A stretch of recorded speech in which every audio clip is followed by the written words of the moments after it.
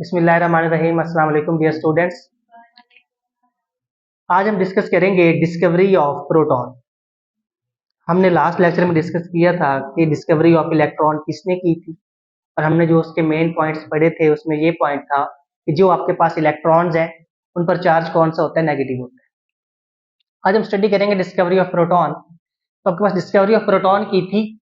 ई Goldstein एक scientist था, उसने 1886 में क्या की, इसकी डिस्कवरी की। उसने कहा कि जो आपके पास प्रोटॉन्स हैं ये पॉजिटिवली चार्ज है। अब उसने ये बात क्यों की? क्योंकि पहले ही ये बात साबित हो चुकी थी कि जो आपके पास एटम है, हम ये जो पार्ट्स पढ़ रहे हैं, हम इलेक्ट्रॉन को डिस्कस किया, प्रोटॉन को कर रहे हैं, न्यूट्रॉन को करेंगे। हम ये इसलिए कर रहे हैं ताकि हम देख सकें कि जो एटम है वो किन सब एटॉमिक पार्टिकल से मिलकर बना है। इस बात पे कंफर्म पहले हो गया था कि आपके पास जो एटम है न्यूट्रल है। क्या मतलब न्यूट्रल का? कि उस पर ना पॉजिटिव का चार्ज है ना नेगेटिव का चार्ज है।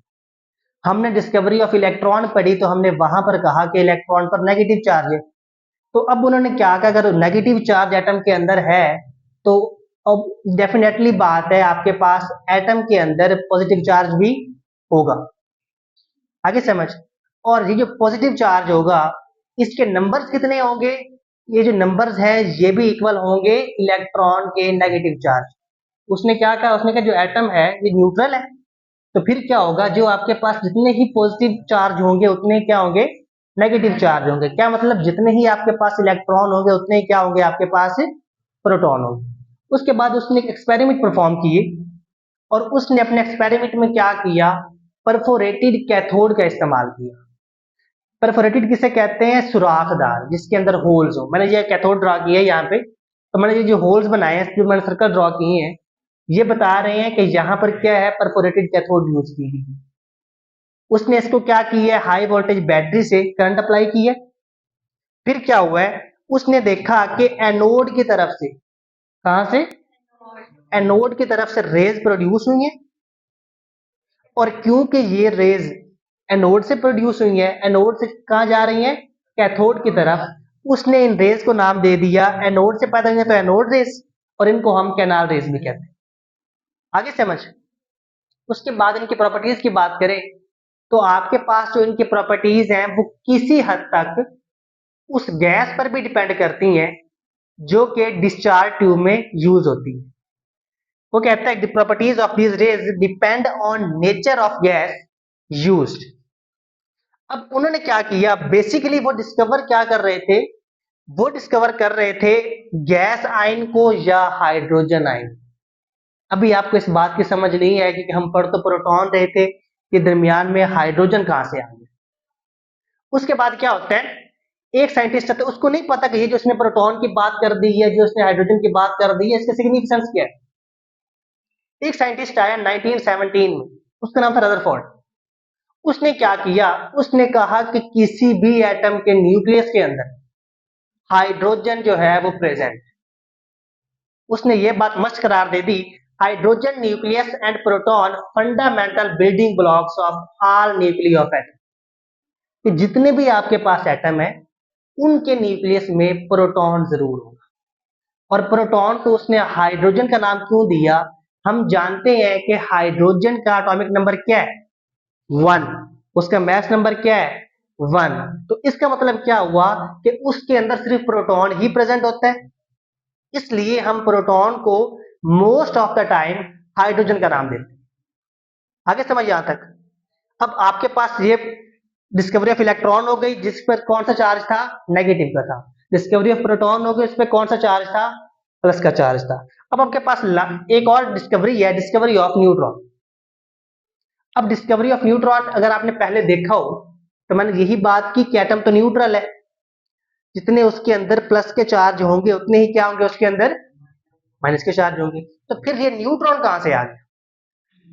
तो डेफिनेटली बात है, अगर प्लस माइनस पूरे होगा तो ये क्या होगा, न्यूट्रल होगा, इस पर कोई भी चार्ज नहीं होगा। 1933 में एक साइंटिस्ट था जिसका नाम था जेम्स चैडविक।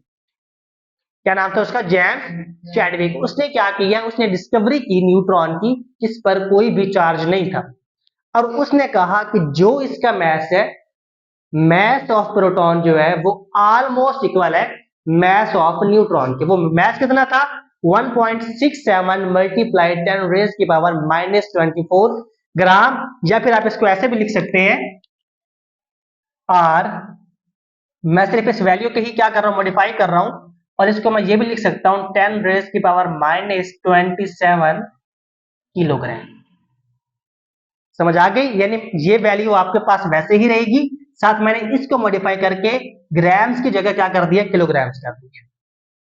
और यहां पर क्या बात साबित हुई थी, इन्होंने कहा किसी भी एटम के 3 सब एटॉमिक पार्टिकल्स हैं। जो इन्होंने बात की थी वो कौन कौन से थे? प्रोटॉन, इलेक्ट्रॉन और न्यूट्रॉन।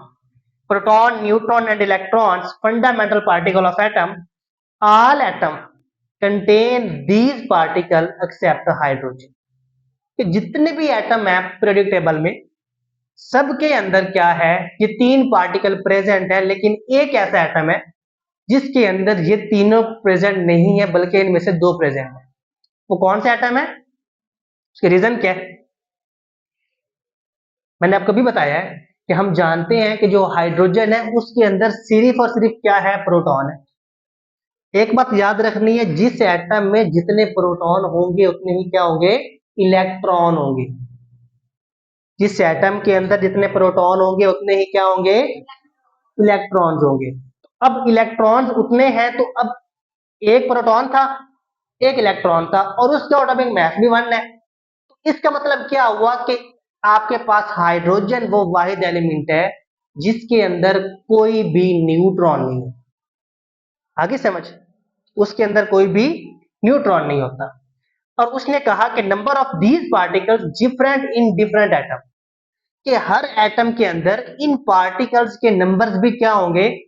डिफरेंट होंगे। क्या होंगे? अब हाइड्रोजन की बात करें उसमें सिर्फ प्रोटॉन और इलेक्ट्रॉन है। अगर बात करें आप हीलियम की, जो आपके पास सेकंड एटम है, उसमें 1 प्रोटॉन है 1 न्यूट्रॉन है। बात करें आप ऑक्सीजन की, उसमें 8 प्रोटॉन है 8 न्यूट्रॉन है 8 इलेक्ट्रॉन है।